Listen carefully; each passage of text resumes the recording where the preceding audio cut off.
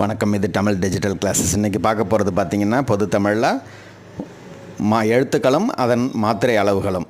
இப்போ பார்த்திங்கன்னா உயிர்க்குறிலுக்கு ஒரு மாத்திரை அளவு, உயிர் மெய்க்குறில்னு பார்த்திங்கன்னா ஒரு மாத்திரை, உயிர் நெடில் 2 மாத்திரை, உயிர் மெய் நெடில் 2 மாத்திரை, மெய்யெழுத்துக்களுக்கு அரை மாத்திரை, ஆயுத எழுத்துக்கு அரை மாத்திரை, உயிரளபெடைக்கு 3 மாத்திரை, ஒற்றளபெடை 1, ஐக்கார குறுக்கம் 1 மாத்திரை அளவு, ஔகார குறுக்கம் 1 மாத்திரை அளவு, மகர குறுக்கம் 1/4 மாத்திரை, ஆயுத குறுக்கம் 1/4 மாத்திரை.